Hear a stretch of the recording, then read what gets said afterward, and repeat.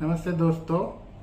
आज हम बात करेंगे म्यूचुअल फंड्स के ऊपर। म्यूचुअल फंड्स में अगर आपको इन्वेस्टमेंट्स करने हैं उसके अलग अलग तरीके हैं, जिसमें हम आज दो तरह के तरीके होते हैं उस पर हम बात करेंगे।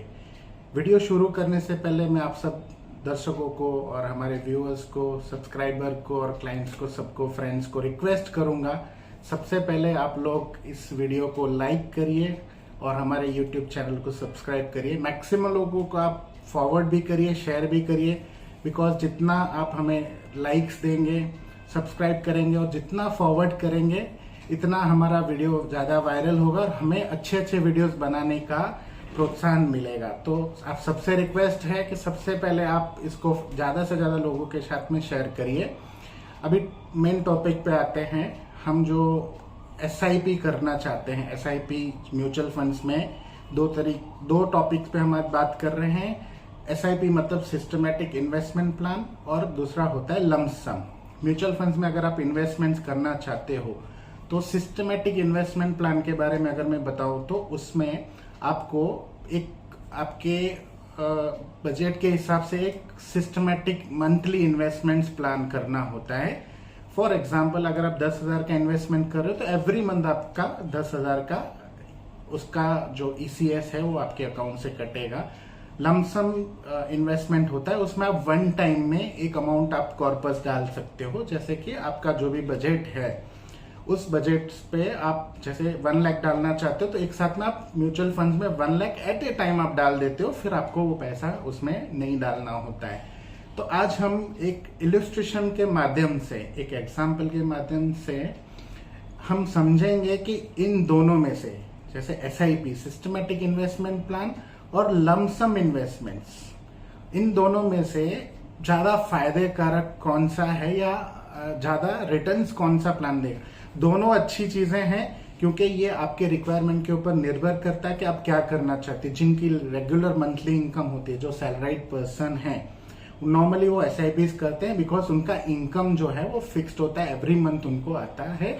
जो लमसम में इन्वेस्टमेंट करने वाले लोग होते हैं, they are the business person, उनके पास कभी एक्स्ट्रा फंड है, जैसे 5 लाख 10 लाख, कभी उनके साथ में एट ए टाइम फंड आता है। उनका ऐसा फिक्स्ड नहीं होता है कि उनके पास मंथली कोई भी अमाउंट उनके पास रहता है, तो वो लमसम में भी इन्वेस्टमेंट कर सकते हैं। लेकिन आज हम जानेंगे एक इलस्ट्रेशन के माध्यम से कि इन दोनों में से बेनिफिशियल या ज्यादा रिटर्न्स कौन सा देता है। तो ये जो SIP और लमसम इन्वेस्टमेंट, इसको हम एक्सेल के माध्यम से समझते हैं।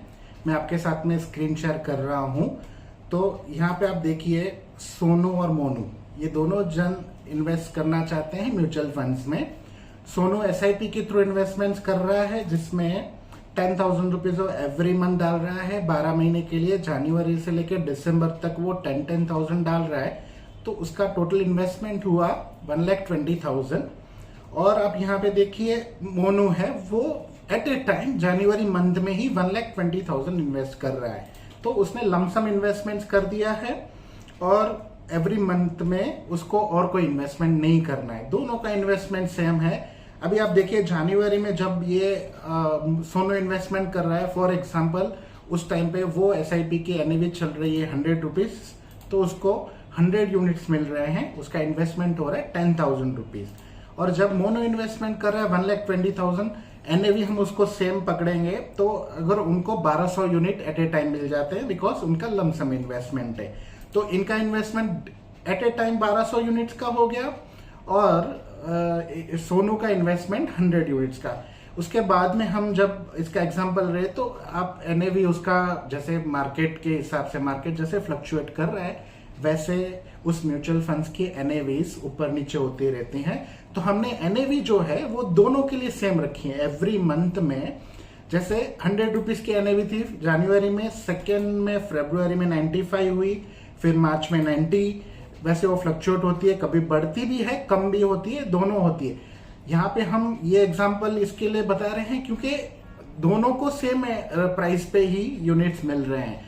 मतलब NAV ऊपर हो रही है तो दोनों को फायदा हो रहा है, NAV नीचे जा रही है तो दोनों को नुकसान हो रहा है। जो प्राइस फ्लक्चुएशन की वजह से इनके इन्वेस्टमेंट में कोई भी फर्क नहीं आ रहा है। सिर्फ इतना है कि उनको यूनिट्स अलग अलग मिल रहे हैं और कितना रिटर्न्स मिल रहा है। तो इसमें हमने देखा है कि जब 12 महीने खत्म हो रहे हैं तो जो सोनू ने 10,000 इन्वेस्ट किए हैं उसको टोटल 1283 यूनिट्स मिल रहे हैं और जिसका फंड वैल्यू हो रहा है इन्वेस्टमेंट विथ प्रॉफिट 1,41,000 हो रहा है।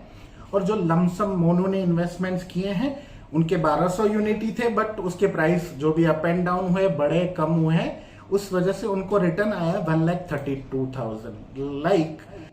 ये हो गया कि लमसम में आप जब इन्वेस्टमेंट कर रहे हो तो आपको थोड़ा कम रिटर्न आ रहा है।